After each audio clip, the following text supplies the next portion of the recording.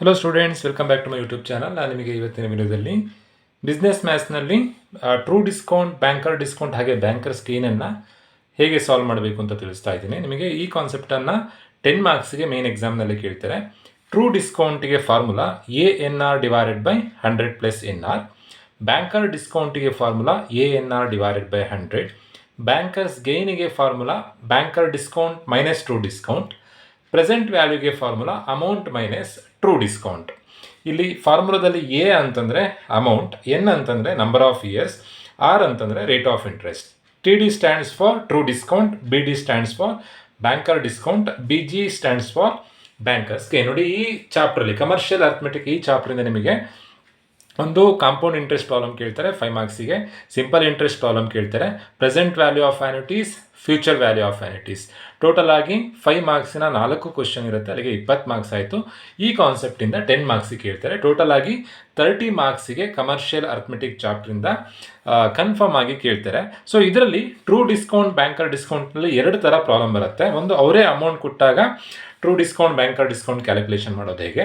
ಇನ್ನೊಂದು, ಅವ್ರು ಅಮೌಂಟ್ ಕೊಡದೇ ಇದ್ದಾಗ ನೀವೇ ಅಮೌಂಟನ್ನು ಫೈಂಡ್ ಔಟ್ ಮಾಡಿಕೊಂಡು then true discount, banker discount calculation ಮಾಡಲಿಕ್ಕಿರುತ್ತೆ.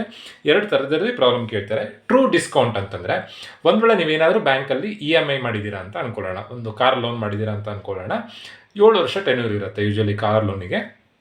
ಒಂದು ವೇಳೆ ನೀವು ಕಟ್ಟಬೇಕಾಗಿರುವಂಥ EMIಯನ್ನು ಬೇಗ ಕ್ಲಿಯರ್ ಮಾಡಿದ್ರೆ, 5 ವರ್ಷದಲ್ಲಿ ಕ್ಲಿಯರ್ ಮಾಡಿದ್ರೆ ನಿಮಗೆ ಇಂಟ್ರೆಸ್ಟ್ ಕಮ್ಮಿ ಆಗುತ್ತೆ. ಆ ಏನು ಕಮ್ಮಿ ಆಗುತ್ತೆ, ಎಷ್ಟು ಇಂಟ್ರೆಸ್ಟ್ ಡಿಸ್ಕೌಂಟ್ ಆಗುತ್ತೋ ಆ್ಯಕ್ಚುಯಲ್ ಡಿಸ್ಕೌಂಟಿಗೆ ಟ್ರೂ ಡಿಸ್ಕೌಂಟ್ ಅಂತ ಅಂತೀವಿ. ಬಟ್ ಬ್ಯಾಂಕ್ ಅವರು ಅಷ್ಟೇ ಇಂಟ್ರೆಸ್ಟ್ ರೇಟನ್ನು ಕಮ್ಮಿ ಮಾಡಲ್ಲ, ಸ್ವಲ್ಪ ಮಟ್ಟಿಗೆ ಮಾತ್ರ ಕಮ್ಮಿ ಮಾಡ್ತಾರೆ. ಬ್ಯಾಂಕ್ ಅವರು ನಿಮಗೆ ಎಷ್ಟು ಇಂಟ್ರೆಸ್ಟ್ ಕಮ್ಮಿ ಮಾಡಿದಾರೋ ಆ ಡಿಸ್ಕೌಂಟಿಗೆ ಬ್ಯಾಂಕರ್ ಡಿಸ್ಕೌಂಟ್ ಅಂತ ಅಂತೀವಿ. ಅಂದರೆ ನೀವು ಅರ್ಲಿ ಪೇಮೆಂಟ್ ಮಾಡಿದ್ದಕ್ಕೆ ಬ್ಯಾಂಕ್ ಅವರು ಡಿಸ್ಕೌಂಟ್ ಕೊಡ್ತಾರೆ, ಅಂದರೆ ಇಂಟ್ರೆಸ್ಟ್ ಕಮ್ಮಿ ಮಾಡ್ತಾರೆ, ಅದಕ್ಕೆ ಬ್ಯಾಂಕರ್ ಡಿಸ್ಕೌಂಟ್ ಅಂತ ಅಂತೀವಿ. ಸೊ ಅವೆರಡರ ಡಿಫ್ರೆನ್ಸೇ ಬ್ಯಾಂಕರ್ಸ್ ಗೇನ್ ಆಗಿರುತ್ತೆ. ಯಾವಾಗಲೂ ಬ್ಯಾಂಕರ್ ಡಿಸ್ಕೌಂಟ್ ಜಾಸ್ತಿ ಇರುತ್ತೆ, ಟ್ರೂ ಡಿಸ್ಕೌಂಟ್ ಕಮ್ಮಿ ಇರುತ್ತೆ. ಅವೆರಡರ ಡಿಫ್ರೆನ್ಸೇ ಬ್ಯಾಂಕರ್ಸ್ ಗೇನ್ ಆಗಿರುತ್ತೆ. ನಾನು ನಿಮಗೆ ಪ್ರಾಬ್ಲಮ್ ಮಾಡಿದಾಗ ಹೇಗೆ ಅಂತ ಗೊತ್ತಾಗುತ್ತೆ. ಇನ್ನೊಂದು ಕ್ವಶನ್ ಇದೆ, find the present value, true discount, banker discount and bankers gain on A bill of rupees 10,450 in 9 months at 6% per annum. ನೋಡಿ, ಈ ಪ್ರಾಬ್ಲಮಲ್ಲಿ ಅಮೌಂಟ್ ಅವರೇ ಕೊಟ್ಟಿದ್ದಾರೆ. ಎ ಎಷ್ಟು ಅಂತಂದರೆ 10,450. ದೆನ್ ನಂಬರ್ ಆಫ್ ಇಯರ್ಸ್, ಈ ಪ್ರಾಬ್ಲಮಲ್ಲಿ ಇಯರ್ಸ್ ಕೊಡಲಿಲ್ಲ, ಮಂತ್ಸ್ ಕೊಟ್ಟಿದ್ದಾರೆ. N = 9 months ಅಂತ ಕೊಟ್ಟಿದ್ದಾರೆ. ನಾವು 9 ಡಿವೈಡೆಡ್ ಬೈ 12 ಮಾಡ್ಕೊಳ್ಬೇಕು.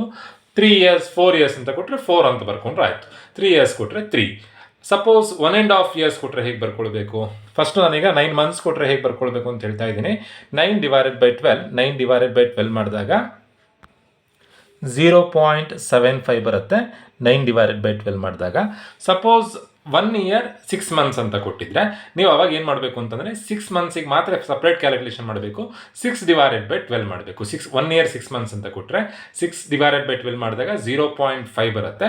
ದೆನ್ ಅದನ್ನು 1ಗೆ ಆ್ಯಡ್ ಮಾಡಿದ್ರೆ ಆಯಿತು, 1.5 ಆಗುತ್ತೆ.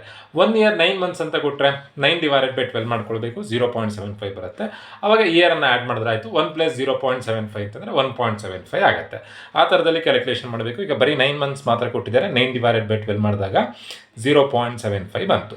ದೆನ್ ರೇಟ್ ಆಫ್ ಇಂಟ್ರೆಸ್ಟ್ ಕ್ವಶನಲ್ಲಿ 6% per annum ಅಂತ ಕೊಟ್ಟಿದ್ದಾರೆ. 6 ಅಂತ ಬರ್ಕೊಂಡ್ರೆ ಆಯಿತು. ಏನಕ್ಕೆ 6 ಡಿವೈಡೆಡ್ ಬೈ 100 ಮಾಡಿ 0.06 ಬರ್ಕೊಳ್ಳೋದು ಬೇಡ? ತುಂಬ ಜನಕ್ಕೆ ಇದು ಕನ್ಫ್ಯೂಷನ್ ಆಗುತ್ತೆ. ಯಾವಾಗ ಡಿವೈಡೆಡ್ ಬೈ 100 ಮಾಡಬೇಕು, ಯಾವಾಗ ಡಿವೈಡೆಡ್ ಬೈ 100 ಮಾಡೋದು ಬೇಡ ಅಂತ ಡಿಸೈಡ್ ಮಾಡೋದು ಫಾರ್ಮುಲಾದಲ್ಲಿ ಏನಾದರೂ 100 ಇದ್ದರೆ ರೇಟ್ ಆಫ್ ಇಂಟ್ರೆಸ್ಟನ್ನು ಡೈರೆಕ್ಟಾಗಿ ಬರ್ಕೊಳ್ಬೇಕು. ಫಾರ್ಮುಲಾದಲ್ಲಿ 100 ಇಲ್ಲ ಅಂತಂದರೆ ನೀವು ರೇಟ್ ಆಫ್ ಇಂಟ್ರೆಸ್ಟನ್ನು ಡಿವೈಡೆಡ್ ಬೈ 100 ಮಾಡಿ ಬರ್ಕೊಳ್ಬೇಕು. ಸಿಂಪಲ್. ಫಾರ್ಮುಲಾದಲ್ಲಿ 100 ಇದ್ದರೆ ನೋಡಿ, ಸಿಂಪಲ್ ಇಂಟ್ರೆಸ್ಟ್ ಕ್ಯಾಲ್ಕುಲೇಷನ್ ಮಾಡಬೇಕಾದ್ರೆ ಫಾರ್ಮುಲಾದಲ್ಲೇ 100 ಬರುತ್ತೆ, ಸೊ ಡೈರೆಕ್ಟಾಗಿ ಬರ್ಕೊಳ್ತೀವಿ. ಅದೇ ಕಾಂಪೌಂಡ್ ಇಂಟ್ರೆಸ್ಟ್ ಕ್ಯಾಲ್ಕುಲೇಷನ್ ಮಾಡಬೇಕಾದ್ರೆ ಫಾರ್ಮುಲಾದಲ್ಲಿ 100 ಬರಲ್ಲ, ಸೊ ಡಿವೈಡೆಡ್ ಬೈ 100 ಮಾಡಿ ರೇಟ್ ಆಫ್ ಇಂಟ್ರೆಸ್ಟನ್ನು ಡಿವೈಡೆಡ್ ಬೈ 100 ಮಾಡಿ ಬರ್ಕೊಳ್ತೀವಿ. ಇಲ್ಲೂ ಇದೇ ಥರನೇ ಫಾರ್ಮುಲಾದಲ್ಲೇ 100 ಇರೋದ್ರಿಂದ ಡೈರೆಕ್ಟಾಗಿ ಬರ್ಕೊಳ್ಬೇಕು. ನೋಡಿ, ಈ ಪ್ರಾಬ್ಲಮಲ್ಲಿ ಅಮೌಂಟ್ ಅವರೇ ಕೊಟ್ಟಿದ್ದಾರೆ. ಅಮೌಂಟ್ ಅವರೇ ಕೊಟ್ಟ ಪ್ರಾಬ್ಲಮ್ ಈಸಿ, ಡೈರೆಕ್ಟಾಗಿ ಪ್ರಾಬ್ಲಮ್ ಮಾಡೋದಾಯಿತು. ಟ್ರೂ ಡಿಸ್ಕೌಂಟ್ ಕ್ಯಾಲ್ಕುಲೇಷನ್ ಮಾಡೋದು ಹೇಗೆ ಅಂತಂದರೆ, TDಗೆ formula ANR divided by 100 plus NR. ಈ ಫಾರ್ಮುಲಾ ಅಪ್ಲೈ ಮಾಡಿದ್ರೆ ಆಯಿತು. ಇಲ್ಲಿ ಎ ಅಂತಂದರೆ ಅಮೌಂಟ್ 10,450 ಇದೆ. ANR ಅಂತಂದರೆ A × N × R ಇಂಟು, ನಾನಿಲ್ಲಿ ಡಾಟ್ ಇಡ್ತಾ ಇದ್ದೀನಿ, ಡಾಟ್ ಅಂದರೂ ಒಂದೇ, ಇಂಟು ಅಂದರೂ ಒಂದೇ. N 0.75 ಇದೆ, ಡಾಟ್ ಅಂದರೆ ಇಂಟು ಅಂತ ಅರ್ಥ. ರೇಟ್ ಆಫ್ ಇಂಟ್ರೆಸ್ಟ್ 6 ಇದೆ, into 6 divided by 100 plus NR. N ಮತ್ತು R ಅನ್ನು ಮಲ್ಟಿಪ್ಲೈ ಮಾಡಬೇಕು. N 0.75 ಇದೆ, 9/12 ಮಾಡಿದಾಗ 0.75 ಬಂದಿತ್ತು. ಇಂಟು ಆರ್ ಅಂತಂದರೆ rate of interest 6. Next simplify ಮಾಡೋದು ಹೇಗೆ ಅಂತಂದರೆ ಇವಿಷ್ಟನ್ನು ಮಲ್ಟಿಪ್ಲೈ ಮಾಡಬೇಕು. 10,450 ಇಂಟು 0.75 ಇಂಟು 6 ಏನು ಆನ್ಸರ್ ಬರುತ್ತೆ ಅಂತಂದರೆ 47,025 ಬರುತ್ತೆ. 47,025. ನೆಕ್ಸ್ಟ್ ಇಲ್ಲಿ ಸಿಂಪ್ಲಿಫೈ ಮಾಡಬೇಕಾದ್ರೆ ಡೈರೆಕ್ಟಾಗಿ ಪ್ಲೇಸ್ ಮಾಡಲಿಕ್ಕಾಗಲ್ಲ. ಫಸ್ಟು ನೀವು ಇಂಟು ಮಾಡ್ಕೊಳ್ಬೇಕು. ಬರೋ ವ್ಯಾಲ್ಯೂವನ್ನು 100ಗೆ ಪ್ಲೇಸ್ ಮಾಡಬೇಕು. 0.75 ಇಂಟು 6 ಮಾಡಿದಾಗ 4.5 ಬರುತ್ತೆ.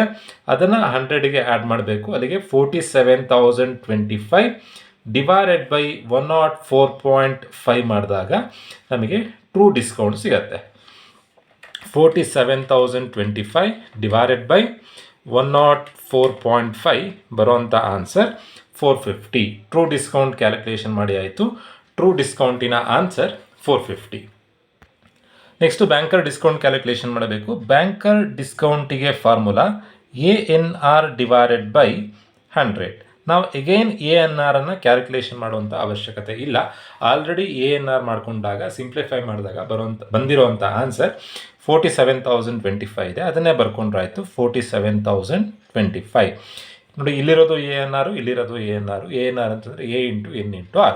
Already A into N into R ಮಾಡಿದಾಗ 47,025 ಬಂದಿತ್ತು. ಅದೇ ವ್ಯಾಲ್ಯೂನ ಬರ್ಕೊಂಡಿದ್ದೀನಿ. ಡಿವೈಡೆಡ್ ಬೈ 100 ಮಾಡಿದ್ರೆ ನಮಗೆ BD ಆನ್ಸರ್ ಸಿಗುತ್ತೆ. ಅಲ್ಲಿಗೆ ಬರುವಂಥ ಆನ್ಸರ್ 470.25. ಬ್ಯಾಂಕರ್ ಡಿಸ್ಕೌಂಟ್ ಕ್ಯಾಲ್ಕುಲೇಷನ್ ಮಾಡೋದು ತುಂಬಾ ಈಸಿ. ಟ್ರೂ ಡಿಸ್ಕೌಂಟ್ ಕ್ಯಾಲ್ಕುಲೇಷನ್ ಮಾಡ್ಕೊಳ್ಬೇಕು. ಫಸ್ಟು ಟ್ರೂ ಡಿಸ್ಕೌಂಟ್ ಕ್ಯಾಲ್ಕುಲೇಷನ್ ಮಾಡ್ಕೊಂಡಾಗ ANR ಏನು ವ್ಯಾಲ್ಯೂ ಬಂದಿರುತ್ತೋ ಅದೇ ವ್ಯಾಲ್ಯೂ ಬರ್ಕೊಂಡು ಡಿವೈಡೆಡ್ ಬೈ 100 ಮಾಡಿದ್ರೆ ಆಯಿತು. ಸೊ ನೆಕ್ಸ್ಟ್ ನಾವು ಕ್ಯಾಲ್ಕುಲೇಷನ್ ಮಾಡಬೇಕಾಗಿರೋದು ಬ್ಯಾಂಕರ್ಸ್ ಗೈನ್. ಬ್ಯಾಂಕರ್ಸ್ ಗೈನಿಗೆ formula BD minus TD. Banker discount minus true discount. Banker discount ಏನಿದೆ 470.25 ಇದೆ. ಟ್ರೂ ಡಿಸ್ಕೌಂಟ್ 450 ಇದೆ. ಸೊ ಇವೆರಡರ ಡಿಫ್ರೆನ್ಸೇ ಬ್ಯಾಂಕರ್ಸ್ ಗೇನ್ ಆಗುತ್ತೆ. 470.25 ಮೈನಸ್ 450 ಬರುವಂಥ ಆನ್ಸರೇ ಬ್ಯಾಂಕರ್ಸ್ ಗೇನ್. Bankers gain 20.25. ಅಲ್ಲಿಗೆ ಬ್ಯಾಂಕರ್ಸ್ ಗೇನ್ ಕ್ಯಾಲ್ಕುಲೇಷನ್ ಮಾಡ್ಕೊಂಡಾಯಿತು. ಲಾಸ್ಟ್ ನಾವು ಕ್ಯಾಲ್ಕುಲೇಷನ್ ಮಾಡಬೇಕಾಗಿರೋದು ಪ್ರೆಸೆಂಟ್ ವ್ಯಾಲ್ಯೂ. ಪ್ರೆಸೆಂಟ್ ವ್ಯಾಲ್ಯೂಗೆ formula present value equals amount minus TD.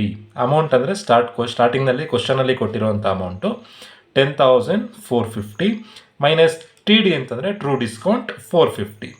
Minus ಮಾಡಿದಾಗ ನಮಗೆ ಪ್ರೆಸೆಂಟ್ ವ್ಯಾಲ್ಯೂ ಸಿಗುತ್ತೆ. Present value 10,000. ನೀವು ಎಕ್ಸಾಮ್ನಲ್ಲಿ ಹೀಗೆ ಪಕ್ಕ ಮಾಡಲಿಕ್ಕೆ ಹೋಗ್ಬಿಡಿ. 1 by 1 ಮಾಡಿ. ಫಸ್ಟು ಟ್ರೂ ಡಿಸ್ಕೌಂಟ್, ಅದಾದಮೇಲೆ ಬ್ಯಾಂಕರ್ ಡಿಸ್ಕೌಂಟ್, ಅದಾದಮೇಲೆ ಬ್ಯಾಂಕರ್ಸ್ ಗೇನ್, ಅದಾದಮೇಲೆ ಪ್ರೆಸೆಂಟ್ ವ್ಯಾಲ್ಯೂ. ನಾವೆಲ್ಲೆಲ್ಲ ಇಲ್ಲಿ ಶಾರ್ಟ್ ಫಾರ್ಮ್ ಬರೆದಿರೋದ್ರಿಂದ ಸೊಲ್ಯೂಷನ್ ಆದಮೇಲೆ ಎಲ್ಲದ್ರದ್ದು ಫುಲ್ ಫಾರ್ಮ್ ಬರೆದಿಡಬೇಕು. TD stands for true discount, BD stands for banker discount. ಎಲ್ಲದ್ರದ್ದು ಫುಲ್ ಫಾರ್ಮ್ ಬರೆದಿಟ್ರಾಯಿತು. BG ಅಂತಂದರೆ ಬ್ಯಾಂಕರ್ಸ್ ಗೇನ್, PV ಅಂತಂದರೆ ಪ್ರೆಸೆಂಟ್ ವ್ಯಾಲ್ಯೂ, A ಅಂತಂದರೆ ಅಮೌಂಟ್, N ಅಂದರೆ ನಂಬರ್ ಆಫ್ ಇಯರ್ಸ್, R ಅಂತಂದರೆ ರೇಟ್ ಆಫ್ ಇಂಟ್ರೆಸ್ಟ್. ಸೊ ಈ ಥರದಲ್ಲಿ ಅಮೌಂಟ್ ಕೊಟ್ಟಾಗ ಸೊಲ್ಯೂಷನ್ ಮಾಡಬೇಕು. ಇದರಲ್ಲಿ ಅಮೌಂಟ್ ಕೊಡದೇ ಇದ್ದರೆ ಹೇಗೆ ಮಾಡಬೇಕು ಅನ್ನೋದನ್ನು ನಾನು ನಿಮಗೆ ನೆಕ್ಸ್ಟ್ ವೀಡಿಯೋದಲ್ಲಿ ತಿಳಿಸ್ತೀನಿ. ಕ್ವಶನ್ ಪೇಪರ್ ಪ್ರಾಬ್ಲಮನ್ನು ಲಾಸ್ಟ್ ಇಯರ್ ಕ್ವಶನ್ ಪೇಪರ್ನಲ್ಲಿ ಅದೇ ಥರನೇ ಅಮೌಂಟ್ ಕೊಡ್ದೇ ಪ್ರಾಬ್ಲಮ್ ಮಾಡಲಿಕ್ಕೆ ಕೇಳಿದರೆ ಆ ಥರದ ಪ್ರಾಬ್ಲಮನ್ನು ನಾನು ನಿಮಗೆ ನೆಕ್ಸ್ಟ್ ವೀಡಿಯೋದಲ್ಲಿ ತಿಳಿಸ್ತೀನಿ. ಎಲ್ರಿಗೂ ಈ ವಿಡಿಯೋ ಅರ್ಥ ಆಗಿದೆ ಅಂತ ಅಂದ್ಕೊಳ್ತಾ ವಿಡಿಯೋ ಮುಗಿಸ್ತಾ ಇದ್ದೀನಿ. Thank you.